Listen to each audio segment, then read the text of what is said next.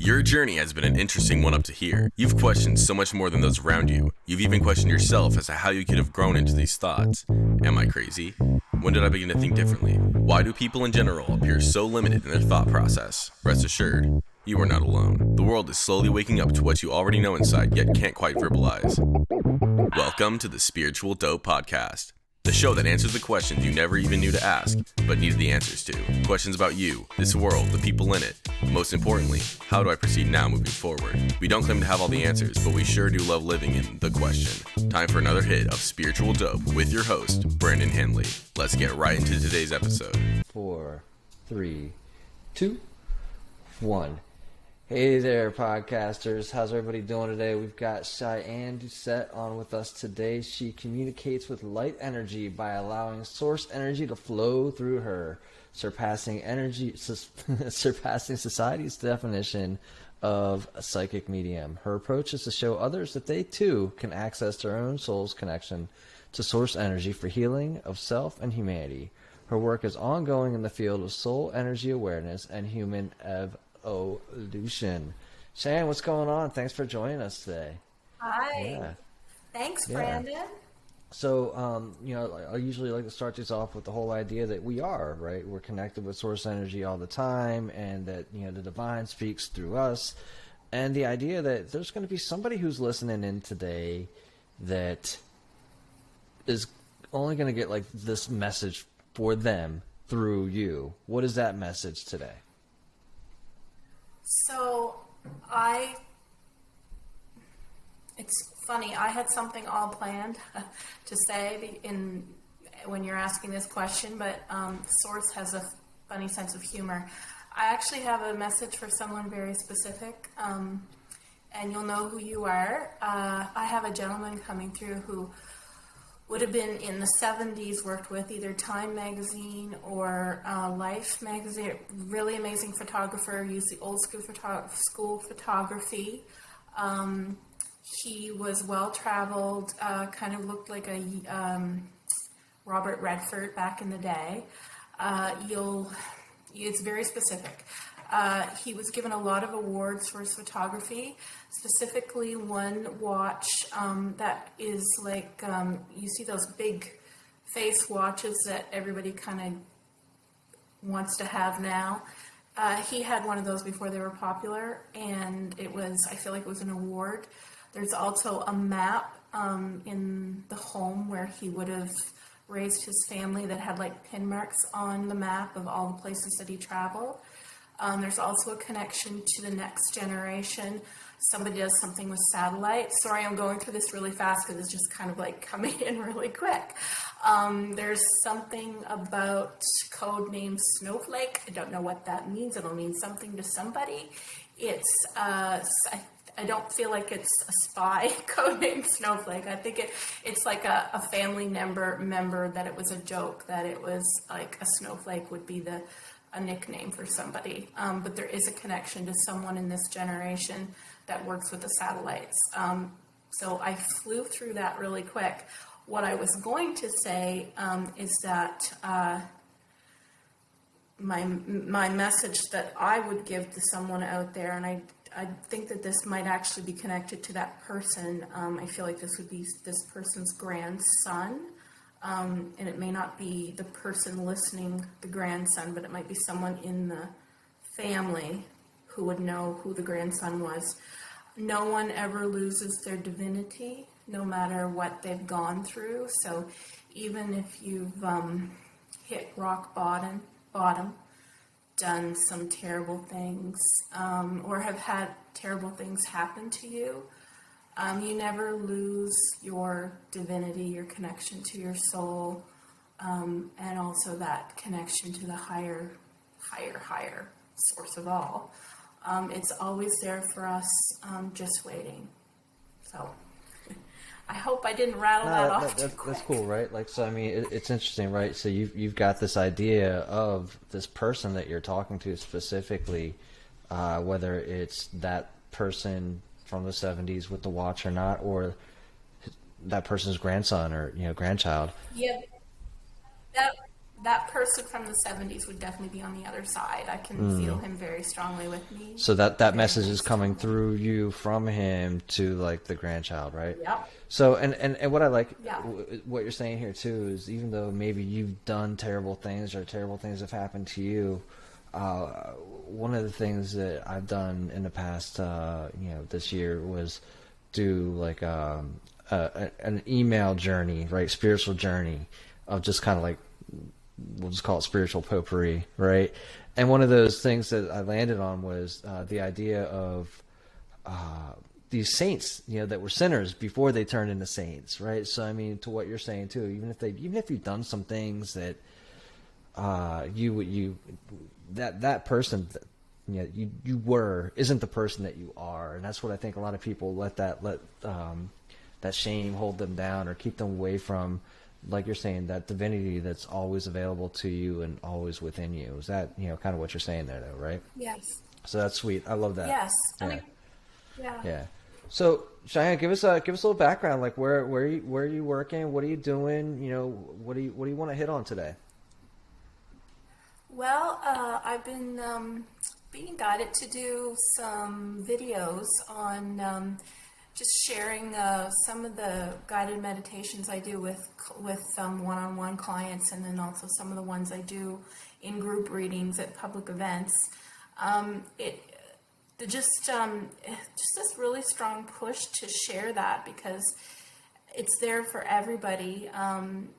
I find when I am doing a reading, there's just a strong message that everybody has access to this wonderful connection that is, I see it as the soul, and that when we, being here on Earth, there's so much going on, especially right now.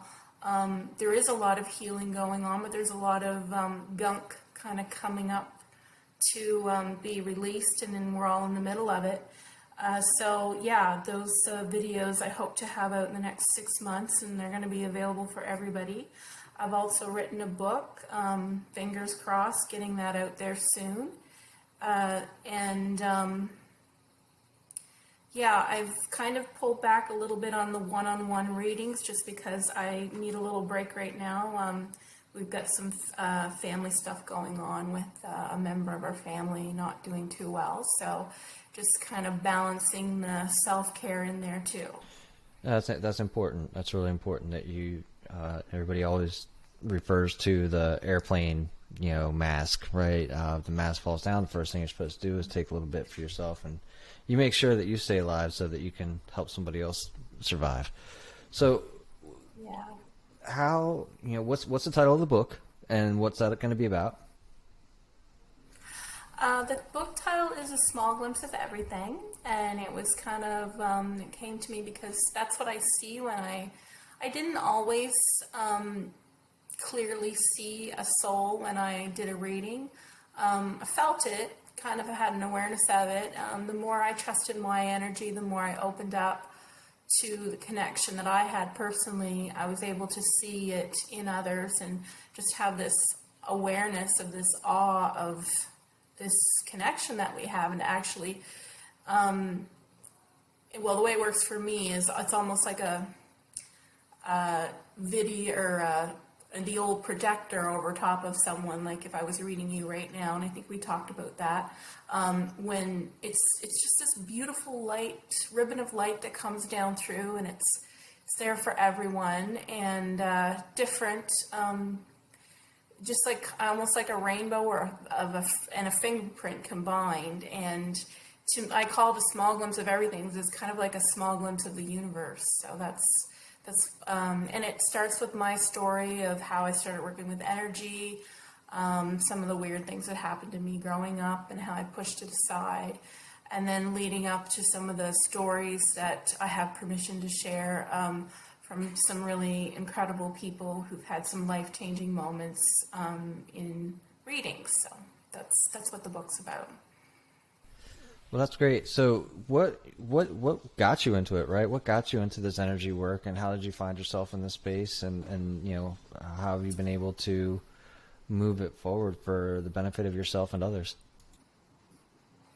Well, it started out quite randomly with, I think the universe was pushing me. I mean, I think that there's some things that you just kind of can't turn away from, and then you get the choice of whether you want to go all the way. I just, like first was a yoga class where the teacher, I thought I was going to like go to like an aerobics class where, less work and more results. And she started talking about Sanskrits and connections to this whole other ideas that I never experienced, because this would have been back in the early 2000s, and I'm in a little small city. It wasn't really something I was exposed to very much. And then after that, it was just more and more things started opening up.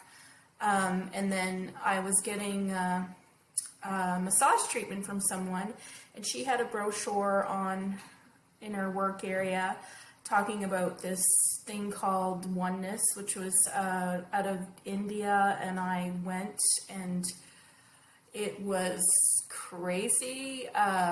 The force of energy that I felt, and I think that was kind of like the door opening, was like, wow, we are so much more than I thought we were. There's much more than trying to, climb the corporate ladder. There's much more than getting the great car and having the nice house. And it kind of like poked the hole in the whole idea that I was searching for something always outside of me, and here it was inside. And that's what it started with. And just learning to work with energy, starting off there, and being drawn to different modalities, and just a real hunger to learn everything there was about energy work. Yeah, that seems to be the my wife hates the line like the process, right? But that seems to be kind of the process. The process seems to be kind of the idea of finding this more than your sense of self. And I think that when you signed up for the podcast, you put in there the idea that everyone has a soul and it's their choice to use it, which I can agree with. But I think the challenge is to identify that situation, right? And then accepting that that's true, right? And then it's when you get to that point that you realize that everyone has a soul and it's your choice to use it. That's when you make that choice, right? And so it sounds to me like, so that happened to you when you were in India? You went out? No, it was a woman who brought the teachings from India back Gotcha. here, and that was my first real experience with energy work. And then she taught a workshop on how to do that, and it just took off. And then there was Reiki and shaman. So that's the other piece, though. Not to talk over you, but like the other piece is, right. So now that once you decide to use this soul, there's like this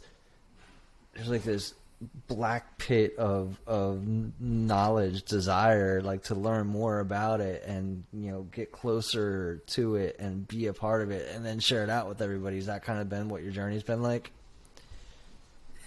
Yeah, and honestly, I mean, I did it so ass backwards, and I fell down hard so many times, because when I saw this, experience, this working with energy, and then it was like, wow, I want to learn how to do this. I want to learn how to also share it with someone else so that energy's going through me. And at the same time was not connecting to my own self and using that and harnessing that. And it was a journey to learn that part of it and to trust that part of it. And the funny thing is that when you start going along and then you've got these ups and downs, and you're learning how to work with your own energy, and you're seeing the miracle of it working on someone else, there's almost like these, they talk about the present moment. There's this calmness that comes in, and it's almost like this, the irony is there's this calm feeling that comes in. It's like, meh, if I don't get it in this lifetime, so what? I'll get it in the other one, or the next one, or the one after that. So it's kind of hilarious being a human being down here when you really think about it. So yeah, our time is so seemingly finite, but the idea is really that we are eternal, right? And here we are, we're like grasping, kicking, and clawing to do everything that we can with this seemingly limited amount of time, and it's really just I don't know if you ever watched like an old '80s movie, like The Gods Must Be Crazy, right? And that's what it really kind of boils down to. The gods must be crazy, because here we are running around like crazy, and for what?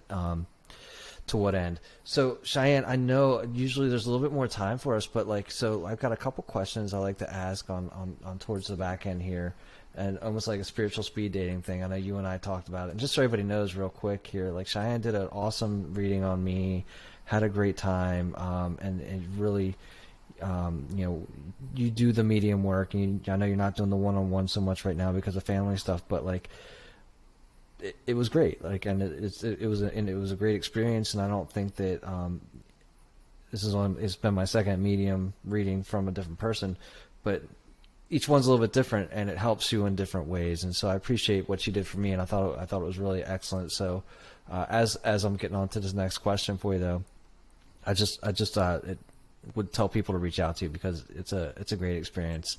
So either the coursework or just trying to get a hold of Shianne to see what's up. I highly recommend it. So I'm only gonna have time for one quick question in spiritual speed dating. When is war justifiable? It's an easy one, right? So from a higher perspective, I've asked this question myself, so I'm going to give you the higher perspective that they gave me, because to me it never made any sense. But then the other side of it, it's like, but what if they have this and they're taking the rights away from these people, and then we go with... So I was explained it this way, that there is nothing here to fight about, but we'll always find something to fight about until we connect to that which we are, until we start remembering what we really are. So we're always going to find a justification for war until we all evolve. I hope that makes sense. Do you want more clarification on that? Well, so in the idea of evolution, and I think that that's the challenge, right? We are constantly seeking to be more. We're constantly, so we're looking to evolve, but what is there to evolve? What we really need to do to evolve is the understanding of who we already are, right? Yeah. And I think if you look at it from, again, I mean, I always ask to see the higher perspective, even though my human brain can't always make total sense of it. When I say evolve, I mean evolving the human experience, because again, there's a piece of each, when I ask to see the higher perspective, it's almost like that little cord is in every living thing, and also connected to that, like almost like meridian lines that anything here alive, or even beyond that, wouldn't be here if it wasn't connected to that source energy. And it's almost like there's like been a separation from source energy, and as it's coming back, that source energy remembers, and the experiences that we have here coming in with that memory of what we are. So we've always been evolving as humans, and from what my understanding is, this is not the first time. It's been done so many different ways. When you get into like the quantum of it, like, it's mind-blowing. So really, it's that stepping back and realizing, well, if we're just here having a human experience and nothing here is real, what are we so worried about? But at the same time, when you bring in that soul connection, there is that peace and that memory. And when you know when you're connected, because, and even if it's only for a few seconds, I mean, there are people out there who get this and they've got it 24 hours. And I mean, I might have it during a reading, because I've meditated for like a good half an hour beforehand, and I've put the ego aside and the inner child aside. But still, I mean, if I go out in the traffic and somebody, cuts me off, there I go again. I'm human, and I'm kind of pulled away from the soul self. So yeah, so as having the human experience without the soul connection, you're always going to find a justification for fighting, for arguing, because you're constantly suffering. No, you're right. You're right. That makes 100% sense. So, Yeah. Unfortunately, yeah, we don't have a whole lot of time today, and I do have to move on to the next piece. But so, where should we send people to connect with you, Shianne? You can follow me on Instagram, Shianne Doucette. You can follow me on Twitter, again, Shianne Doucette. Facebook page, Shianne Doucette. I think that's still Shianne Doucette Psychic Medium. I also have a web page, Shianne Doucette. And again, watch for the videos. I hope to be getting those out there soon for everybody. Awesome. Thank you so much for joining today. Thank you. It was a pleasure, Brandon. Thanks a lot. You got it. If you enjoyed this episode of the Spiritual Dope Podcast, stay connected with us directly through spiritualdope.co. You can also join the discussion on Facebook, Spiritual Dope, and Instagram at spiritual_dope. If you would like to speak with us, send us an email through brandon@spiritualdope.co. And as always, thank you for cultivating your mindset and creating a better reality. This concludes the most thought-provoking part of your day. Don't forget to like and subscribe to stay fully up to date. Until next time, be kind to yourself and trust your intuition.